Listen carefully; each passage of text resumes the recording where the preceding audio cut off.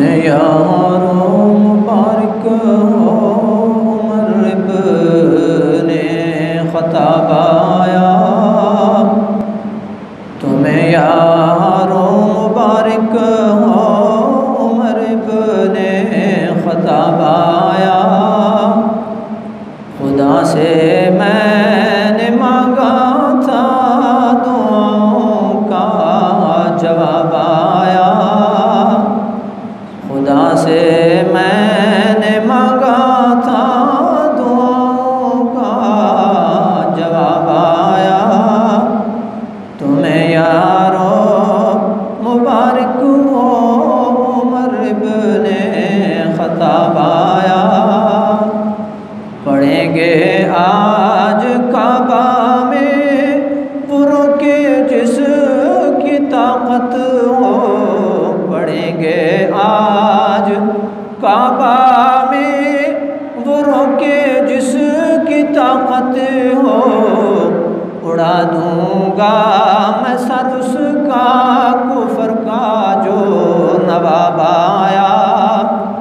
उड़ा दूंगा मैं सर उसका कुफर का जो नवाब आया। तुम्हें यारो मुबारक हो उमर इब्ने खत्ताब आया। खुदा से मैंने मांगा था दुआओं का जवाब आया। खुदा से मैंने मांगा था दुआओं का जवाब आया। अल्लाहुम्मा अइज़्ज़िल इस्लाम बिउमर इब्न ख़त्ताब औ बिअबी जहल इब्न हिशाम औ कमा क़ाल अलैहिस्सलातु वस्सलाम। ये हुज़ूर की हदीस है।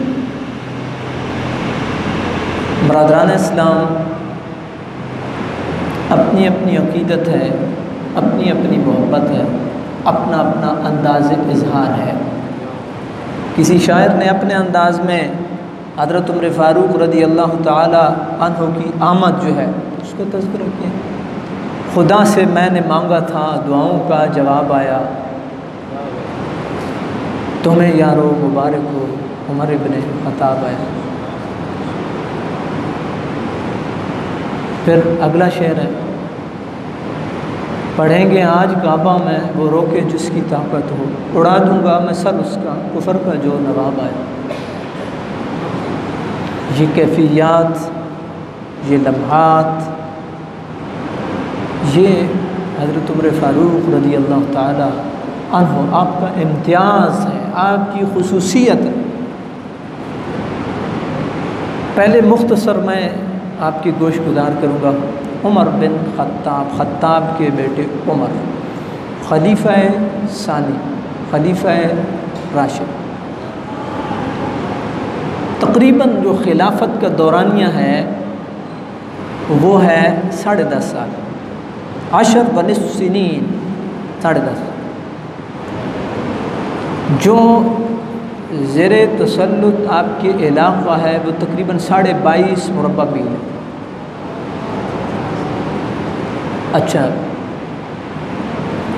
इसके अलावा आपके हवाले से ये भी गोश गुजार करता चलूँ कि आप कि इस्लाम लाने के साथ जो 40 का अदद है ना, यानी इस्लाम में पहले तकरीबन 39 लोग और औरतें मुसलमान थे। तो आपने जब कलमा पढ़ा तो मुहद्दिसीन लिखते हैं बबिही तम्मा अल अर्बाऊन, 40 को कहते हैं।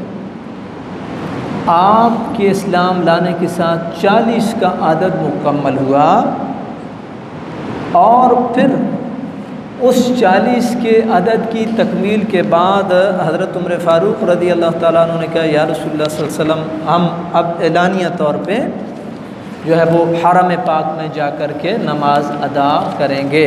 तो शायर ने उन्हीं लम्हात को बयान किया। पढ़ेंगे आज काबा में वो रोके जिसकी ताकत हो। उड़ा दूंगा मैं सर उसका कुफर का जो नवाब है। देखेंगे जो आएगा देखेंगे। हज़रत उमर फ़ारूक रज़ियल्लाहु तआला अन्हु, आपकी उम्र के हवाले से मुख्तलिफ़ अक़वाल हैं। एक कौल ये है कि आपने 63 वर्ष की उम्र में आपके ऊपर। अच्छा, एक उससे पहले मैं एक बात आपकी गोश गुजार करता चलूँ कि दुआ, 3 दुआओं का मैं ज़िक्र करूँगा। दुआ कबूल होती है जब इखलास के साथ और लिल्लाहियत के साथ दुआ की जाए, दुआ कबूल होती है। हज़रत इब्राहीम खलीलुल्लाह ने दुआ की, या अल्लाह मेरी ज़ुर्रियत में एक ऐसा बंदा भेज दे कि जो लोगों का इमाम हो।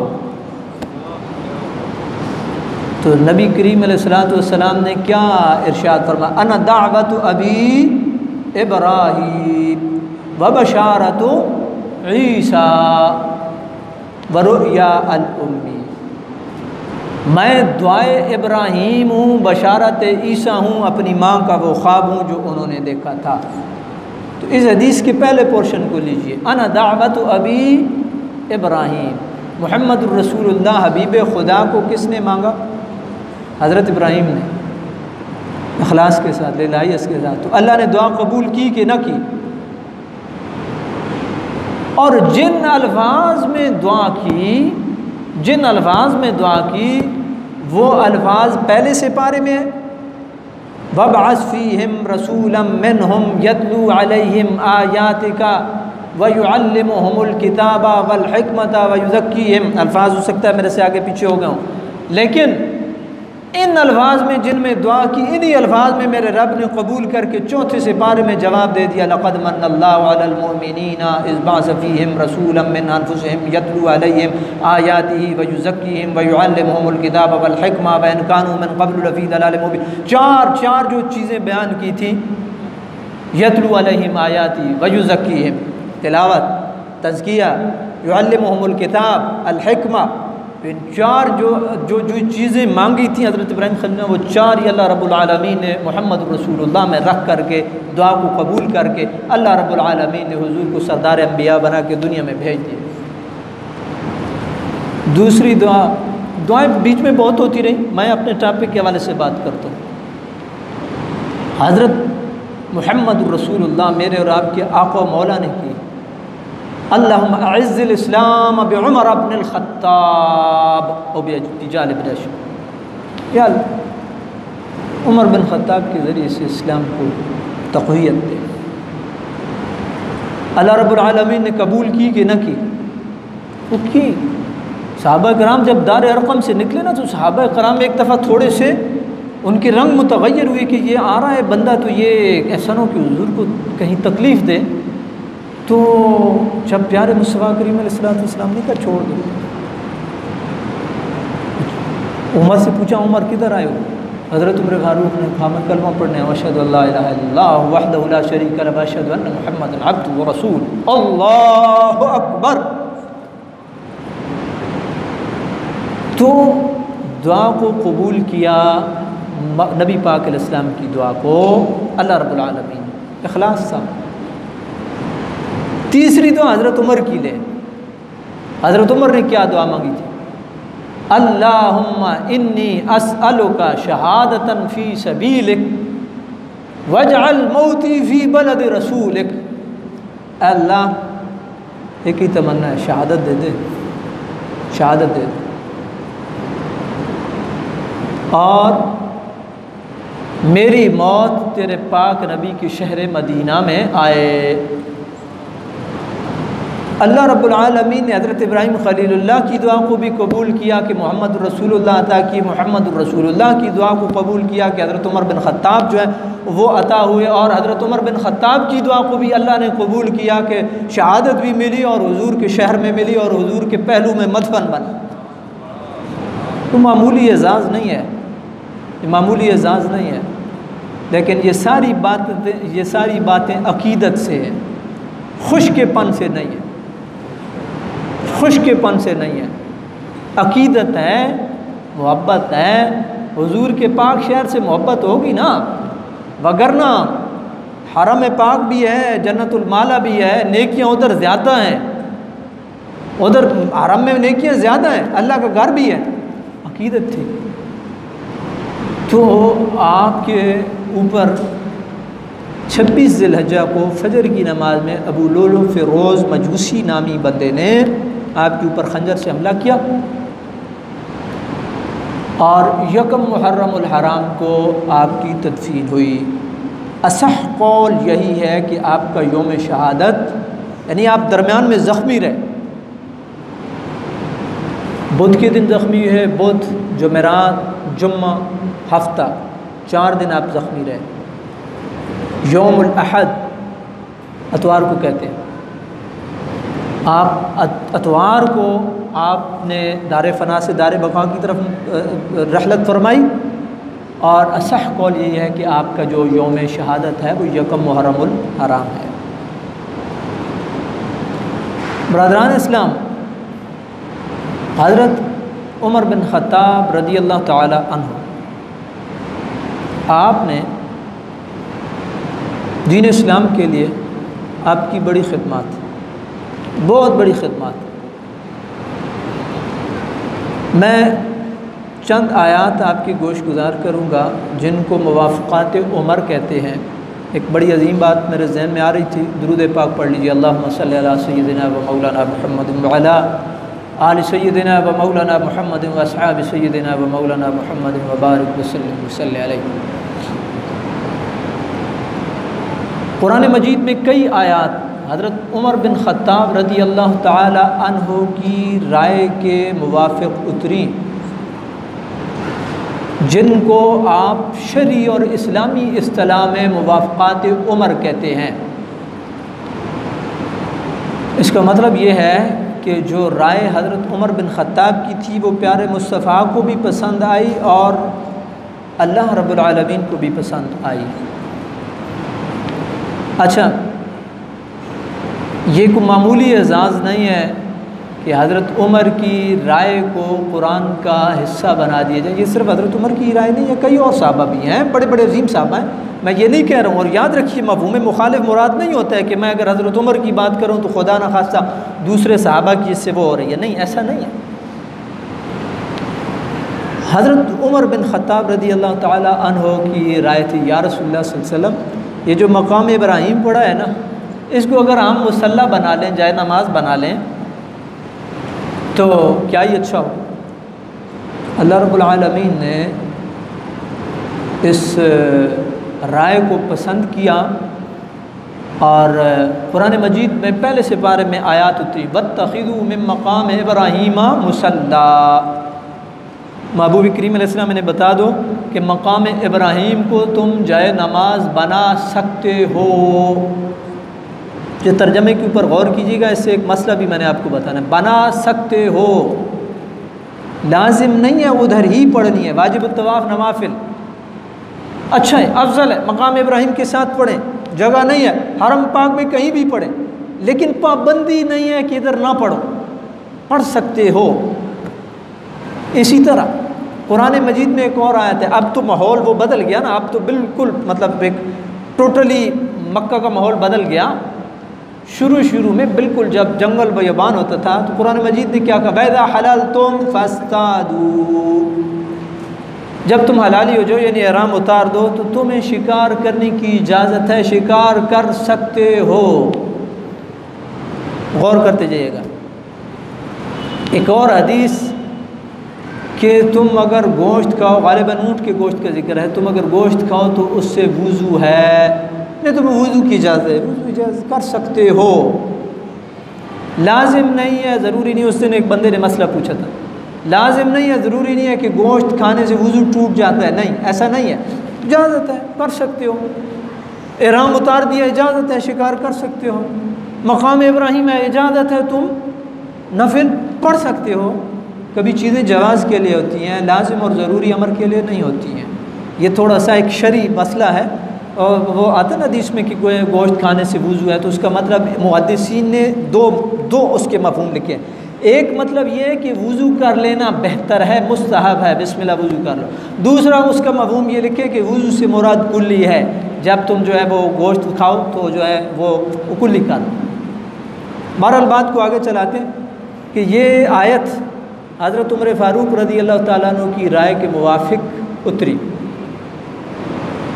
दूसरी आयत, जब दीन इस्लाम फलना फूलना शुरू हुआ, लोगों ने इस्लाम कबूल करना शुरू किया, तो ईमान के दर्जात होते हैं ना, अबू बकर भी हैं, उमर भी हैं, उस्मान गनी भी हैं, अलीउल मुर्तज़ा भी हैं, बहुत आला ईमान वाले, दरमियाने लोग भी हैं, कमज़ोर लोग भी हैं, हर तरह के। हज़रत उमर फ़ारूक रज़ी अल्लाह ताला अन्हु ने कहा, या रसूलल्लाह, क्या ये अच्छा हो, हर तरह का बंदा आता है तो अज़वाज मुतहरात को पर्दे का हुक्म दे दिया जाए। तो अल्लाह रब्बुल आलमीन ने आयत करीमा उतार दी, वइज़ा सअलतुमूहुन्न मताअन फस्अलूहुन्न मिन वराइ हिजाब। जब भी कोई आप घर से कोई चीज़ मांगने के लिए जाएं तो वराए हिजाब, पर्दे के पीछे से सवाल करें, पर्दे से के पीछे से चीज़ मांगें।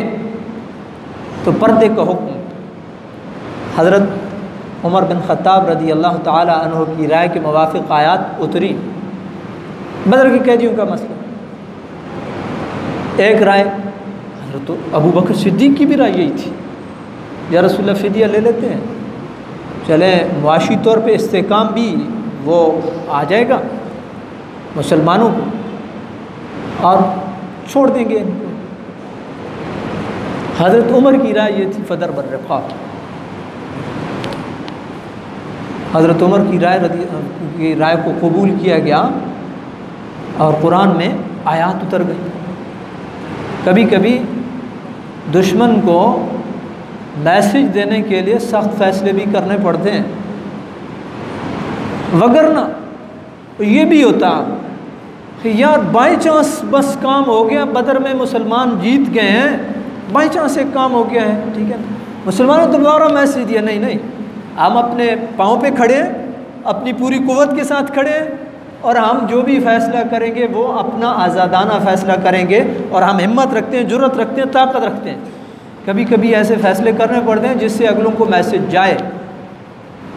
तो मुसलमान है ना, अपनी टांगों पे ज़ोर करना है, ये तो नहीं है कि बिल्कुल जो है ना जी इधर खींचे तो इधर चला जाए, इधर खींचे तो इधर चला जाए। जो दीन इस्लाम के लिए चीज़ बेहतर है उसके ऊपर जो है वो स्टैंड लेना चाहिए। तो ये हज़रत उमर फ़ारूक रज़ी अल्लाह ताला अन्हु की राय के मुवाफ़िक़ ये आयत भी उतरी। अब ये थोड़ा सा आप इस बात के ऊपर सोचें कि हज़रत उमर फ़ारूक रज़ी अल्लाह ताला अन्हु ज़िंदगी का बाब क्लोज़ कर गए तकरीबन 63 वर्ष की उम्र, लेकिन ये माबैन दुफ़तैन, ये मुसहफ़ शरीफ ता सुबह क़यामत इसने रहना है, और मुवाफ़क़ात उमर ने भी ता सुबह क़यामत तक तिलावत होनी है, और मिंबर व मेहराब से हज़रत उमर फ़ारूक रज़ी अल्लाह ताला अन्हु को भी ता सुबह क़यामत ख़राज तहसीन पेश किए जाते रहना है। और इसको एक और एंगल से देखें कि आप जूनियर आदमी हैं, आप राय दें और आपका सीनियर उसको कबूल करे और कहे कि जी इसको बस एक हिस्सा बना दें इसका, ये जो आज की मीटिंग है इसका लुब्बे लुबाब ये है कि जो इस बंदे ने राय दी है ये बहुत बेहतर राय है। तो आपकी खुशी की इंतहा क्या होगी, आपकी इज़्ज़त की इंतहा क्या होगी, आपकी इज़्ज़त अफजाई है। और इससे दूसरी बात ये भी पता चलती है कि आप दाना आदमी हैं, ज़ीरक आदमी हैं, दानिशमंद हैं, सूझबूझ रखते हैं।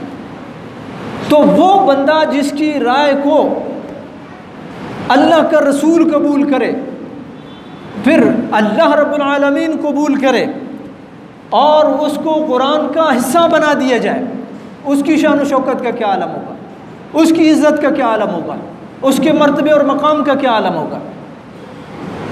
बरादरान इस्लाम, ये अल्लाह रब्बुल आलमीन का अता करदा एज़ाज़ है, और अपनी अपनी किस्मत, अपनी अपनी किस्मत, अपना अपना नसीब है। कोई सिद्दीक़ बने, कोई फ़ारूक बने, कोई गनी बने, कोई शेर खुदा बने, अपना अपना नसीब है। नसीब बख्त, हज़रत बिलाल हबशी को इसी नसीब ने खाना काबा की छत पे चढ़ाया कि नहीं चढ़ाया? सारी दुनिया मुअज़्ज़िन रसूल के नाम से जानती है कि नहीं जानती? तो आपके नसीब पे मुझे नहीं जलना चाहिए, और मुझे ये सोचना चाहिए कि अल्लाह का अता करदा एज़ाज़ है। तो हज़रत उमर फ़ारूक रज़ी अल्लाह ताला अन्हु को जो नसीब था उसके ऊपर किसी को क्या जलना है। अगर कोई जलेगा तो अपने साथ ज़्यादती करेगा, उनका क्या जाएगा। वो तो हुजूर के पहलू में दफन है, हुजूर के पहलू में दफन। और ये पड़ोस कोई आम पड़ोस नहीं है। ये पीर नसीरुद्दीन नसीर साहब का एक शेर है ना कि अबू बकर उमर का नाम आने से तू क्यों बिगड़ता है, वो तो पहलू में सुलाए हुए हैं, वो तो पहलू में सुलाए हुए हैं। तो ये बहुत बड़ा हज़रत उमर फ़ारूक रज़ी अल्लाह ताला अन्हु का एजाज़ है। एक हदीस पाक नबी करीम रऊफ़ुर रहीम सल्लल्लाहु अलैहि वआलिहि वसल्लम ने इरशाद फरमाया, बैनमा अना नाइमुन ऊतीतु बिक़दहिन फ़ीहि लबनुन फ़शरिबतु। हदीस आगे चल रही है। हुज़ूर ने इरशाद फरमाया, मैं सोया हुआ था तो ख्वाब में मुझे एक प्याला दिया गया, प्याला, उसमें दूध था। वो दूध मुझे दिया गया, मैंने उसको पिया। जो बाकी बचा ना वो मैंने उमर बिन ख़त्ताब को दे दी, उमर बिन ख़त्ताब को।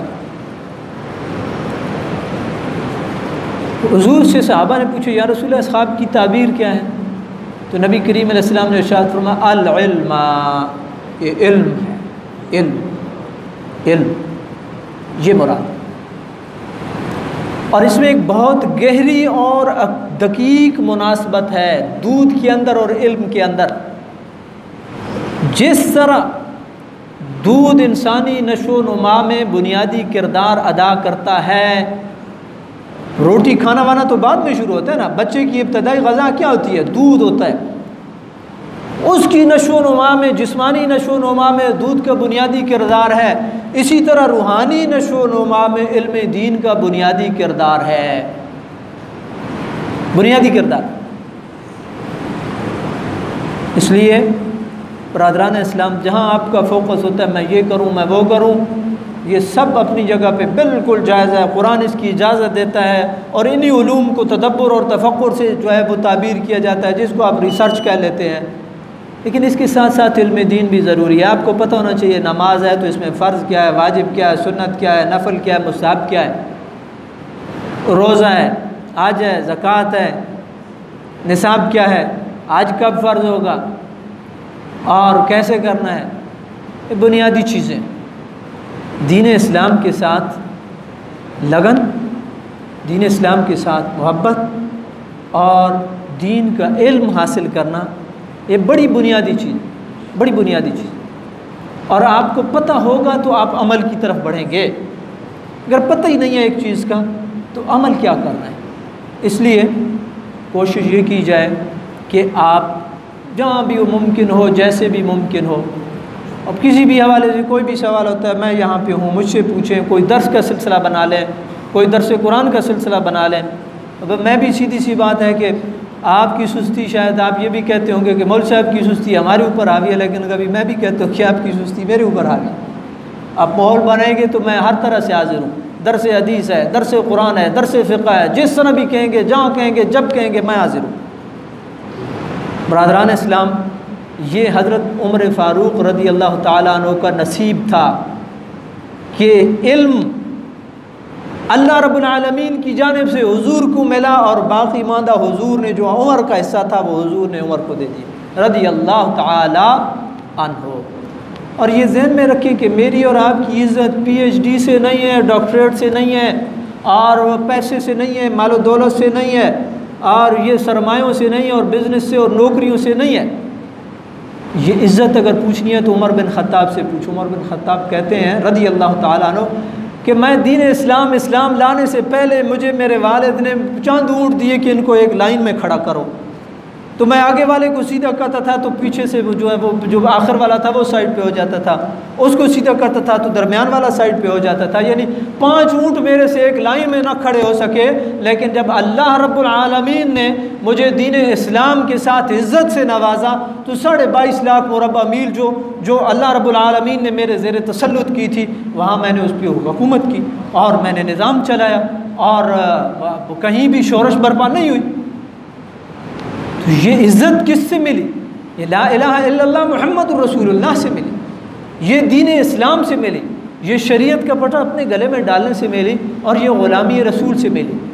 इसलिए इज़्ज़त अंग्रेज़ी के अंदर ठीक है, दुनिया के असबाब हैं, चलाने के लिए निज़ाम चलाना पड़ता है, मैं ये नहीं कह रहा हूँ, चलाना पड़ता है निज़ाम, पढ़े। हुजूर ने तलकीन भी की, इब्रानी ज़बान की हुजूर ने तलकीन की कि दुश्मन से हम एग्रीमेंट करते हैं, पता होना चाहिए क्या कर रहे हैं, क्या लिख रहे हैं, क्या कह रहे हैं, तलकीन की। लेकिन दीन इस्लाम को पसे पुश्त नहीं डालना चाहिए। दीन इस्लाम के लिए वक्त निकालना चाहिए, सीखना चाहिए दीन को, दीन के मसाइल को। बरादरान इस्लाम, अल्लाह रब्बुल आलमीन की बारगाह में ये दुआ करें, मेरा रब मुझे और आपको उन अजीम हस्तियों के नक्श कदम पे चलने की तौफीक नसीब फरमाए। व आखिर दावाना अनिल हम्दुलिल्लाहि रब्बिल आलमीन।